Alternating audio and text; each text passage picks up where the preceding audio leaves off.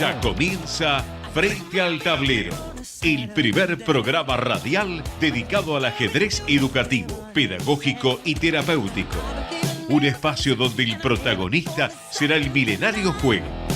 Historias, anécdotas, información y entrevistas con concursos e invitados. Y todo lo que te puedas imaginar con el ajedrez. Frente al Tablero, conducido por Carlos Hilardo. Auspician Frente al Tablero Queen International, OSPAT, la obra social del personal de la actividad del Turf, Club Obras, Ajedrez Azerbaiyán, Agencia de Viajes y Turismo OATD, Cooperativa Agumín de Bragado, Club Argentino de Ajedrez, Restaurant Dobartec en San Telmo, sitio ajedrez21.com, la tienda del ajedrecista, y Ruibal, juegos para la familia.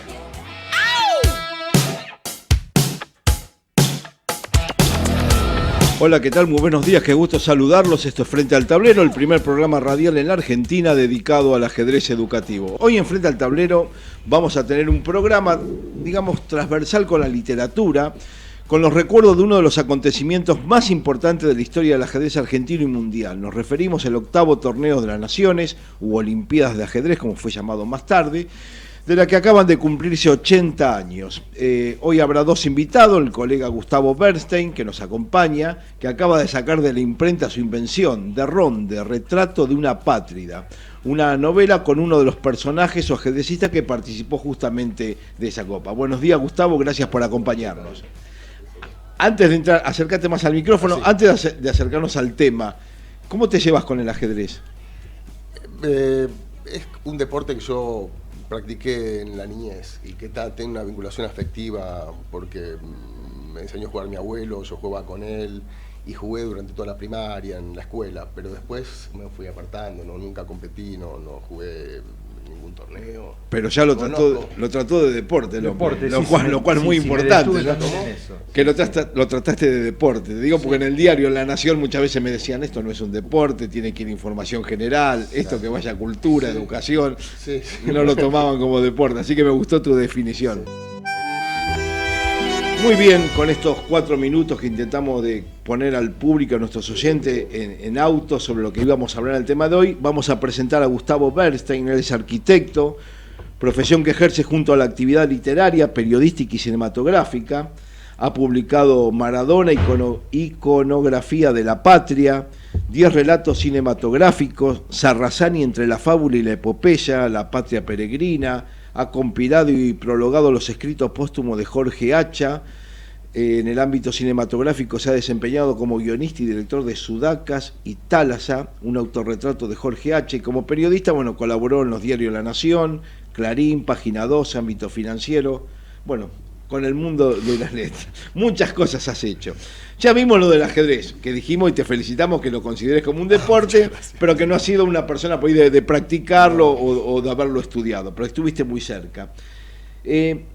¿Cómo, más allá de todo, el ajedrez, vos lo tomaste por la parte periodística o en tu familia también se jugaba al ajedrez en tu alrededor?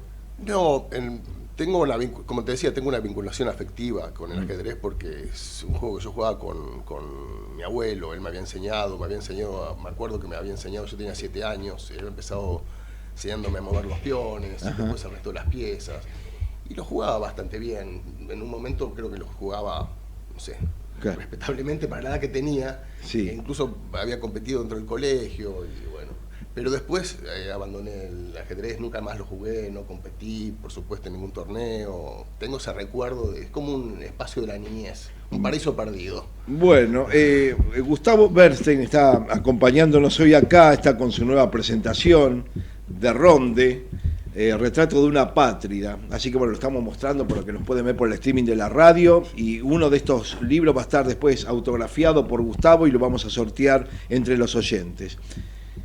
¿Por qué la historia de Ronde? ¿Qué te atrapó? ¿Cómo sucedió esto? ¿Cómo llegó a vos la historia de vida de Ronde? En principio yo lo conocí personalmente. A De Ronde lo conocí en el taller de Jorge Hacha, que fue mi maestro, pintor y cineasta, obra sobre la cual yo trabajé.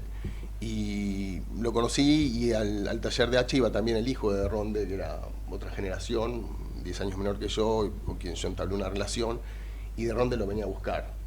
Entonces ahí lo conocí.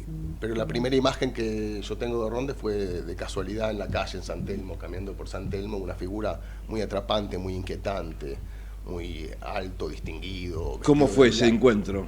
No fue un encuentro, más bien fue como una especie de aparición fantasmagórica, un mediodía de verano en San Telmo, con la calle vacía, desierta, y una figura blanca que aparecía en la esquina, con sombrero, como si fuera un caballero antiguo, y que caminaba lentamente y muy distinguido. Bueno, quedé muy impactado con esa figura, y entro al taller de Hacha, y digamos, donde estudiaba pintura, y apenas entro, golpean la puerta, y quien apareció, la figura esa blanca fantasmática, apareció en el portal de nuevo. Fue como una, no sé, como una persecución, sentí una cosa así, fue muy inquietante, y bueno, tenía un tono muy grave, muy circunspecto, era muy atractivo, ¿no?, el personaje. Después lo empecé a tratar a él, porque ¿Y quién era? Iba a menudo al taller de Hacha. Intenté acercarme, me daba curiosidad, y muy amable, un caballero, una especie de lord antiguo. Y hablando de Churchill, vas a hablar, pero tenía una cosa así muy británica, una flema británica. Y bueno, tuve un trato con él porque empezamos a intercambiar, yo traté de preguntarle algunas cosas, yo no sabía que era ajedrecista ni que había venido, me inquietaba él como personaje, sí, ¿no? Y en un momento yo tenía un libro de poemas de haiku en castellano, y tenía que traducirlos al inglés para una beca.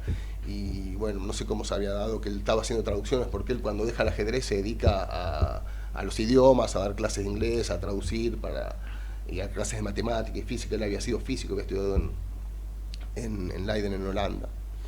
Y ahí empecé a tener un trato con él, además del trato que empecé a tener con Cristian, con su hijo. Bueno. ¿Y vos ahí descubrís la Olimpiada del 39 o ya sabías que había existido ese acontecimiento? Yo sabía que en un momento me entero que él había sido ajedrecista. Me daba mucha curiosidad cuando entré a la casa, la gran biblioteca que tenía, había muchos libros de ajedrez, había muchos libros en inglés, en alemán, sobre todo de filosofía. Él leía Nietzsche en alemán, por ejemplo. ¿Y quién era Cristian de Ronde? Si lo tenés que definir y contarnos un semblante de él, ¿cómo sería? Cristian, el ajedrecista, padre. Sí. Una especie de eremita. Que de repente encuentra en una mujer y en la posibilidad de la paternidad una forma de insertarse en el mundo. Pero cuando Cristian de Ronde llega en el 39 acá, para jugar, llega de casualidad para jugar el torneo que vos describiste muy bien, porque él era en el torneo de holandés, que habían competido para ver quién jugaba con Ewe, se clasificaban para venir en las Olimpiadas. Ewe al final no vino, él había salido séptimo. Pero tuvo la deserción de Ewe y otro más, entonces él entra en el equipo. Él en realidad estaba en Francia en ese momento, escapando del nazismo, y ve la oportunidad de venirse acá, escapando del nazismo, no porque fuera judío o fuera perseguido, sino porque temía que lo llamaran del ejército para la guerra. De hecho lo terminan llamando y él va a desertar después. Claro.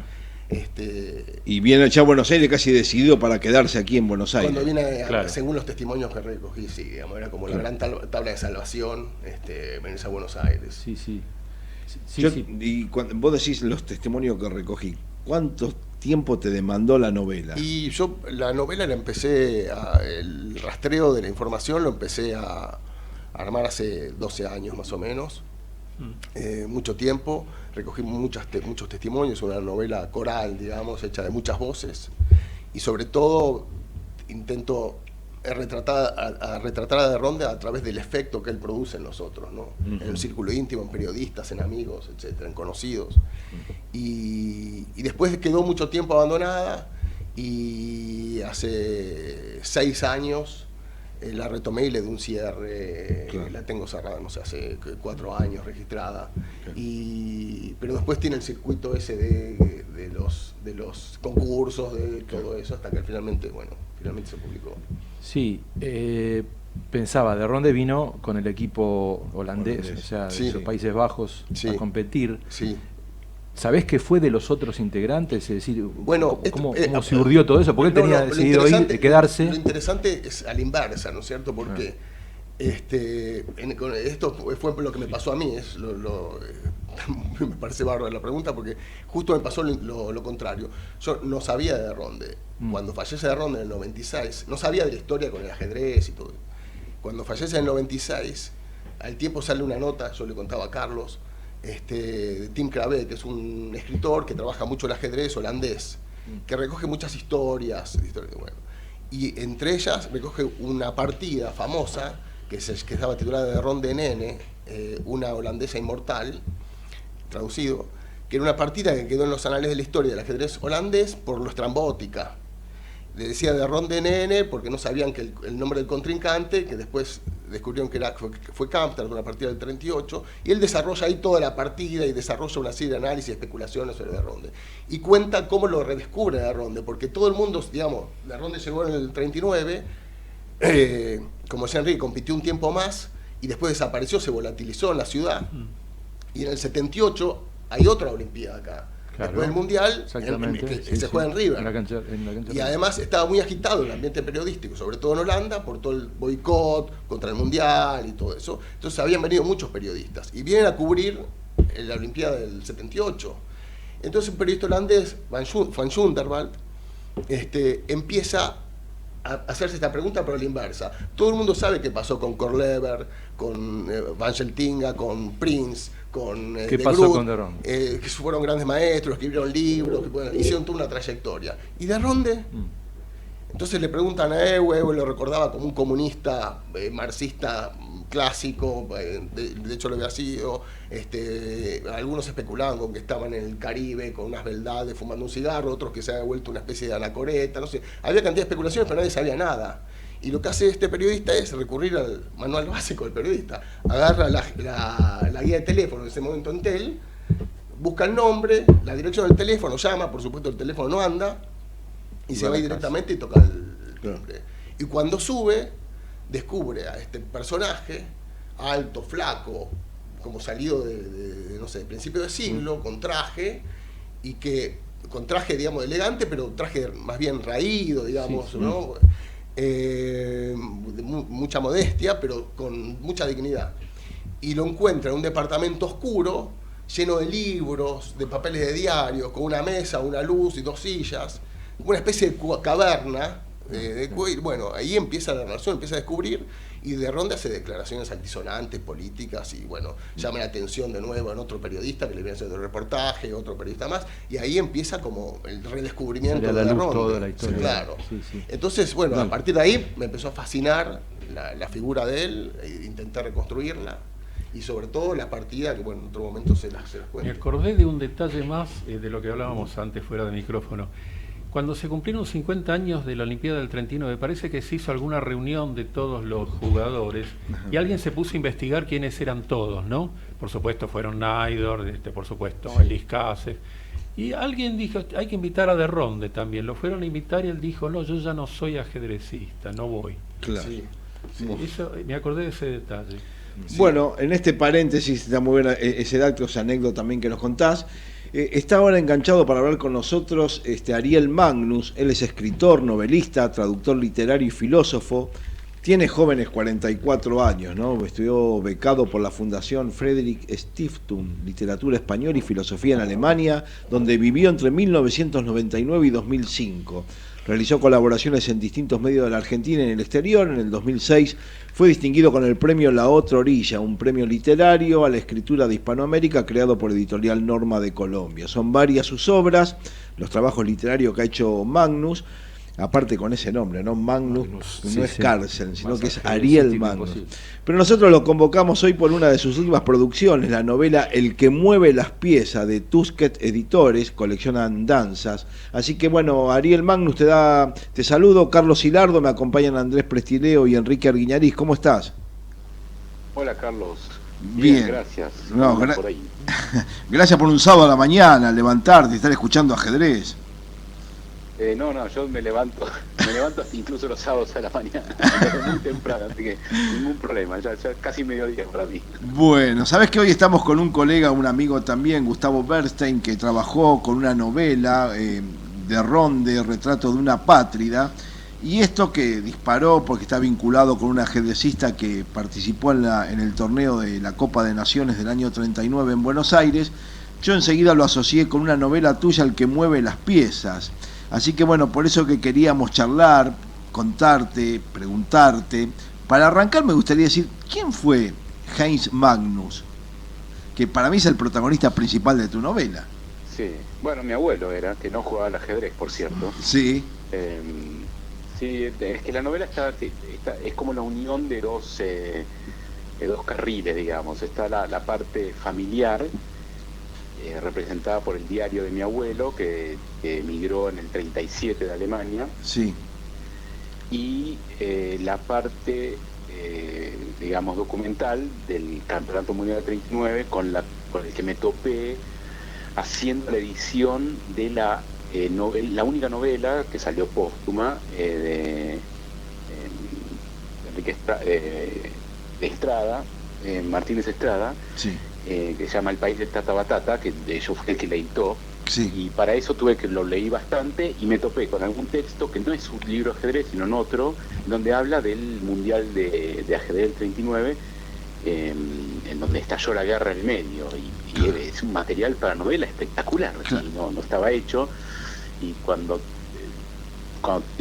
vi eso, lo combiné con lo de mi abuelo, porque sobre mi abuelo había escrito un libro de no ficción y mi agente me había dicho, tenés que hacerlo novela.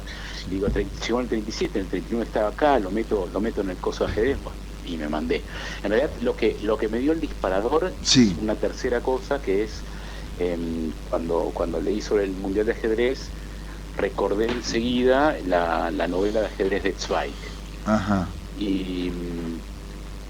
Pero confusamente, pues digo, esa novela ocurría en un barco, y fui a leerla y en el primer párrafo dice, ¿ese barco dónde va? Hacia Buenos Aires. Claro. ¿Y cuándo va? Es en 39, o sea, ese barco está viniendo a la Olimpiada de Ajedrez, y como venía trabajando con textos donde se mezclaban personajes de ficción con personajes reales, pero de ficciones de otros libros, no personajes de ficción míos, sino de otros libros, hacerlos vivir a personajes de otros escritores en libros míos, ya está, ahí me cerró todo y me mandé con este, digamos, juego entre realidad y ficción, que es una novela como histórica del torneo del 39, donde metí a mi abuelo y donde también están los personajes, los ajedrecistas que vinieron, y de Ronde iba a ser uno, porque me parece un gran personaje, me alegro mucho que alguien lo haya tomado y haya hecho una novela solamente con él. Sí.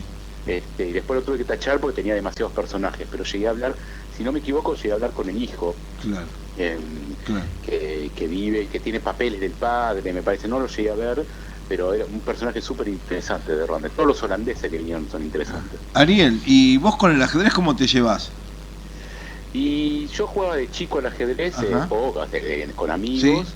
Pero de pasarnos noches enteras jugando, sí. O sea, era amateur, pero con ganas, o sea, y después ya nunca más, o sea que para escribir esta novela saqué un tablero que tengo viejo, que yo quería que era de mi abuelo, pero parece que él no jugaba, yo un tablero muy viejo, ya puse las cosas ahí, y después fue mucho volver a leer, y me interesaba más bien es muy simple, o sea, así como existe el ajedrez como metáfora de la guerra, como metáfora de la literatura, también es simple de llegar, y más bien me metí con la teoría. O sea, fue una buena excusa para meterme con la teoría, con la historia y jugar con eso.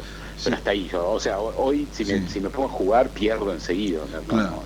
Claro. O sea, la última vez que jugué habrá sido hace 5 o 6 años y nunca no tengo proyección, o sea, te pienso 3 jugadas como mucho para adelante. Bueno, eso es igual que nosotros, que todos los que estamos acá sentados haciendo este programa tenemos más o menos... Nos ganás. No creo. No, en serio, pero bueno, veo que haber llegado a través más allá que no sos ajedrecista o por ahí lo tomás como un juego, esta práctica, descubriste lo de la Copa de Naciones, seguramente, como te decías también durante tu exposición, aparecieron varios temas que se te dispararon, porque como está el de Ronde, apareció esta historia que vos pudiste recrear a través de una novela y muchas más, personajes como Najdorf y todos ellos que conociste a través de ese torneo, fue así, ¿no? Sí, bueno, Najdorf aparece poco, son otros los que agarré ahí. Ahora no me acuerdo los nombres, porque es algo que escribí hace bastante tiempo. Claro. Y algo me encanta es olvidarme de lo que escribo. ¿Y cuánto tiempo te demandó hacer esa novela? Y 6 meses me habrá llevado. 6 meses y completamente intenso. 6 meses, cuando digo 6 meses, son 6 meses todos los días. O sea, todos los días, por lo menos mediodía y más. O sea, de ir a la hemeroteca, estar, o sea, vivir en el 39, eso es lo que, claro. es lo que hice. Sí, decime. No, que hay en la novela aparecen varios de estos personajes y hay uno que hizo unos experimentos de neurociencia justamente viniendo en barco para acá, que lo reproduje ahí, no del todo porque no me dejaban, pero me encantaba, me hubiera encantado ponerlo todo. Le hizo jugar a, creo que, si no eran los holandeses, estaban cerca, ¿no? Yo creo que eran los holandeses, bueno, y les hacía jugar y decir todo lo que estaban pensando antes de mover una pieza. Claro. Y así hizo como unas cosas ahora se hace con aparatitos, sí, con que te miden las ondas en el cerebro, pero eso se hizo en ese momento. Claro. Y hay un montón de anécdotas más. O sea, todo torneo de ajedrez tiene sus anécdotas, pero este fue muy especial. Porque además estaba Capablanca, que quería la revancha con Alekhine y no se la daban. Sí. Bueno, todo eso está reproducido ahí con los diarios del momento, y también todo el drama que se desató cuando estalló la guerra y los polacos no querían jugar contra los alemanes, los franceses tampoco, sí, los ingleses se fueron de hecho, y los integrantes del equipo, un par de integrantes del equipo fueron los que después trabajaron en el desciframiento de Enigma. Sí. En Inglaterra, sí, y de hecho se fueron, eso también otras cosas que descubrí leyendo los diarios del momento, ellos se fueron 2 días antes que Hitler declarara la guerra. Claro. Así que mi tesis en la novela es que la guerra empezó en Buenos Aires, ya se sabía. Ariel Magnus, con el que estamos charlando, tu novela fue traducida en ¿cuántos idiomas? Fue traducida al alemán, al portugués, ahora va a salir en inglés, para que y al francés, en Rivage, claro, ahí. Bueno, ahí y si dije 4, bastante. Sí. Y aquí en Argentina, los oyentes que quieran adquirir la novela. Bueno, en la librería, Tusquets, debería estar en todas, sí, las librerías. Sí. Tusquets, parte del planeta, la multinacional más grande junto con Random House, así que espero que esté en todos lados. Por supuesto van a ir y le van a decir no tenemos, no sé qué, sí, pero hay que insistir, en algún lugar están, no es que ni está agotada ni nada. Así que... Y del exterior, porque nosotros por ahí nos siguen gente a través del Facebook y nos escriben de Perú, de Colombia. Del exterior, no sé, en Amazon. En Amazon supongo que estará. Puede ser que esté como ebook, en Bajalibros. Ajá, bueno. La verdad que de esa parte, por suerte, no me encargo. Claro, bueno, me parece... un libro y después hagan lo que quieran. Bueno, Ariel, en verdad era para complementar un poco nuestro programa. Gracias por participar, por acompañarnos, por estar aquí. Debo leer la novela, tengo acá el libro, estoy mostrándolo por el streaming de la radio, que tengo aquí, de Ariel Magnus, el que mueve las piezas, colección Andanzas.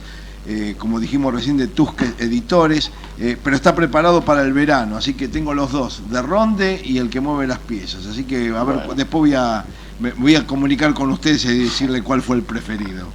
Ok, que lo disfrutes. Bueno, Ariel, muchísimas gracias por acompañarnos, por estos datos y bueno, para informarle también a nuestros oyentes de tu trabajo, que creo que es muy valioso y que es muy entretenido también, y lo que ha pasado con tu abuelo, que como decís en el libro, después fue traducido por Enrique Magnus, ¿no? Sí. Exactamente, y que anduvo cerca de Sonia Graf. Bueno, eso lo inventé. Claro. Esa parte es inventada. Y te atrapó la historia de Sonia Graf. Le hice vivir a mi abuelo la historia de amor que hubiera querido vivir yo, porque Sonia Graf me parece un personaje espectacular. Además, ella publicó, es la primera mujer que publicó el libro Ajedrez, o por lo menos la primera que publicó el libro Ajedrez en castellano. Sí. Y nadie los conoce esos libros nunca fueron traducidos tampoco al alemán, o sea, claro. Este libro salió en Alemania, hice una gira de lecturas ahí. Cuando contaba las cosas de Sonia Graf estaban todos alucinados porque no la conocen casi, o sea, sí saben quién es porque es de las ajedrecistas más importantes de Alemania. Por ejemplo, los libros nunca fueron traducidos. No, trabajó junto al maestro Roberto Grau de Argentina y fueron por Editorial Sudamericana, me parece, que el libro se presentó en la década del 40, fue el primer libro de ajedrez escrito por una mujer. Y bueno, así que bueno, es un buen dato. Todo lo que disparó esa competencia del año 39. En verdad hay ventanas por todos lados. Cada cosa que tocas se disparan muchísimas cosas más. Después, si tenemos tiempo hoy, voy a contarte también una historia de dos hermanos que se conocieron en esta Olimpiada, de apellido Janowski. ¿Los tenés también? Sí, eso Janowski aparece en la novela, son personajes importantes. Claro, bueno, así que bueno, todavía no la leí la novela, pero la tengo ahí en punta. Después le vamos a contar a nuestros oyentes cómo fue el encuentro entre dos hermanos. Ariel, te mandamos un abrazo de Frente al Tablero, gracias por acompañarnos. Gracias a ustedes por el interés. Mucha suerte, que sigas muy bien. El ajedrez te ayuda a pensar. Los sábados a las 10 en Ecomedios. AM 1220 hacemos Frente al Tablero. Un programa para descubrir al milenario juego de manera amena y atrayente.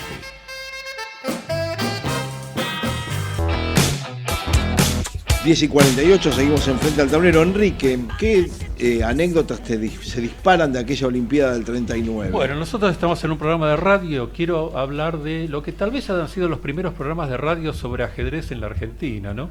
No sé si... Radio Prieto estuvo con el torneo del 27. Ah, bueno, entonces nos ganó Radio Prieto. Pero ahí aparecieron varios programas de radio. En El Mundo comentaba Lekin, en Radio El Mundo. En Radio Fénix, que creo que hoy es Radio Antártida, Guillermo Puigros, que era el ajedrecista, Ignacio de María, que era el locutor, que era una especie de móvil de exteriores porque transmitía directamente desde el Teatro Politeama.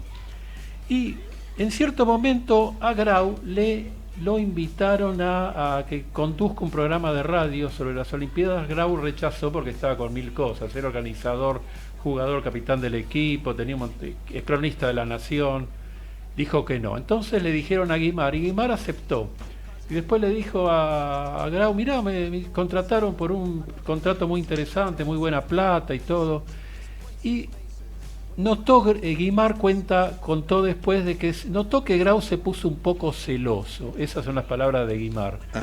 Y entonces Guimar, que era un tipo re generoso, dice, ¿por qué no lo hacemos juntos?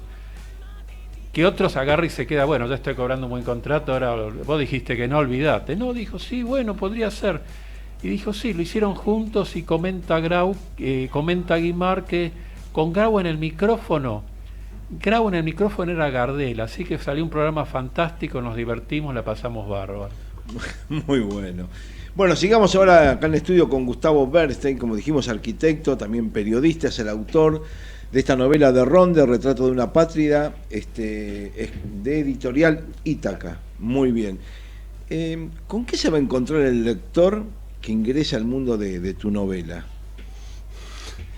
Y con el intento de retratar un temperamento, básicamente. Lo que hace la novela es indagar en distintos episodios de la biografía personal de Ronde para ir desplegando un retrato de su figura, pero también el retrato de Ronde en terceras personas, no en los otros, y sobre todo en un contexto sociopolítico, porque la figura de Ronde también es una excusa para hacer un recorrido por la historia política del país desde el primer peronismo, del 45 al 55, hasta el peronismo de los 70, las historias de militancia de los 70, porque la historia de Ronde está muy atravesada por la historia política argentina. que es lo que surge cuando lo vienen a ver en el 78, ¿no? Él y su familia política. ¿Y la novela finaliza hasta qué año tenés acompañando? No, en realidad no tiene un desarrollo cronológico porque no es una biografía en sentido estricto. Es decir, es una biografía en la cual se va recomponiendo el personaje a través de distintos recortes de su vida y de la historia política del país a través de recortes periodísticos. Es como una especie de collage la novela, que se va componiendo con muchos registros narrativos distintos: diálogos, ensayos, textos, recortes periodísticos, testimonios orales, especulaciones, diálogos ficcionados, monólogos interiores de personajes, etcétera, personajes históricos y otros personajes desconocidos, ¿no? Sí, Grau, de Ronde, ¿se llegó a militar o a acercarse a algún partido político de aquella época? No, de Ronde no, pero la familia política de él sí. De Ronde, desde la historia personal de él sí estuvo muy atravesada por eso. De Ronde tenía una posición muy antiperonista, de formación marxista, digamos, clásica. Y él ya estaba en 1931, estaba en el primer congreso del Partido Comunista en Alemania. Y bueno, es decir, la historia de él está muy atravesada por las disputas internas incluso del peronismo de los años 70, ¿no? Por eso, y por Ezeiza, ¿no es cierto?, por familiares que estuvieron desaparecidos o en centros clandestinos de detención. Y bueno, todo eso, ese es el derrotero también de la novela, digamos. Es el retrato de un personaje inserto en un contexto social, político. Estamos hablando con Gustavo Bernstein, que es el autor de la novela de Ronde, Retrato de una Patria. Ahora después te voy a preguntar si cuando empezó tu trabajo de buceo, de búsqueda de información, descubriste algún otro personaje que también te hubiera gustado llevarlo al mundo literario. Quique, ¿alguna anécdota más de la Olimpiada del 39? Sí, bueno, un detalle cronológico. Sí. El equipo argentino, que estaba integrado por Grau, Piazzini, Jacobo Bolbochán, Guimar y Plechi, se entrenaban en una quinta de Adrogué que se llamaba Las Delicias, que era de la familia de Piazzini. El entrenador era nada menos que el campeón mundial, Alexander Alekhine. Y una curiosidad que tenía, el equipo de entrenamiento contaba también con un profesor de educación física y un dietólogo, algo totalmente inusitado en aquella época para un equipo de ajedrez. Claro. Una pequeña anécdota, un tal J. Janowski con W y con S, Janowski, de 45 años, nacido en Ucrania, y que vivía en la Argentina desde 1919, le llamó la atención que con la delegación de ajedrecista canadiense había un joven de 14 años llamado Daniel Janowski, con Y, con F y con S, Janowski. La misma fonética pero con distinta grafía. Se acercó por curiosidad, lo quería conocer. El papá de Janowski, el que estaba en la Argentina pero que era ucraniano, se había marchado hacia Canadá, sabía que su padre había viajado a Canadá, pero no había tenido noticias ni de él ni de aquel hermano chico que había viajado con su papá. La curiosidad explotó cuando ambos se cruzaron, los Janowski, con W o con F y con S, como quieran llamarlo, y tenían el mismo rostro y los mismos gestos. Entonces el más grande de su billetera sacó una foto y le dijo: este es mi padre. El más chico, que estaba sentado, se le dijo: también es mi papá. Así que bueno, aquella Olimpiada del 39 permitió la unión como si fuera un reencuentro de película. Decime, Gustavo, para el final, lo que te contaba, ¿descubriste algún otro personaje que te hubiera atrapado para hacer una novela? Mirá, cuando estás en una novela, uno va apelando a todos los recursos que tiene de información y demás. Yo creo que esto permitía, así como está armada la novela con tantos registros, por supuesto, la inclusión de personajes literarios. La novela de Stefan Zweig, novela de ajedrez de Stefan Zweig, es insoslayable. La novela de Carroll, Alicia a través del espejo, es un elemento fundamental porque además es parte de la relación de Ronde con su hijo. Y después distintos personajes históricos que también están atravesando la novela, incluso Sonia Graf, que era muy amiga de Ronde, como te contaba, habían vivido juntos con O'Donovan, con Lukács. y Gombrowicz, que está en la misma situación porque todos están jugando ahí en la Rex, Naidorf, Gombrowicz, en esa época, cuando se quedan todos los jugadores europeos en Buenos Aires, se empieza a dar una especie de intercambio muy interesante que enriquece mucho el ajedrez en esa época, porque todos estos cráneos se habían quedado acá, ¿no? Y aparece esta figura de Gombrowicz, que también se queda por la guerra. Él vino con una delegación de escritores polacos, y en fin, y después cantidad de personajes históricos que van atravesando la novela. Algo cortito, Enrique. Gombrowicz traduce una novela de él acá en Argentina con la ayuda de ajedrecistas que se habían quedado acá. No sé si conocías esa historia. Sí.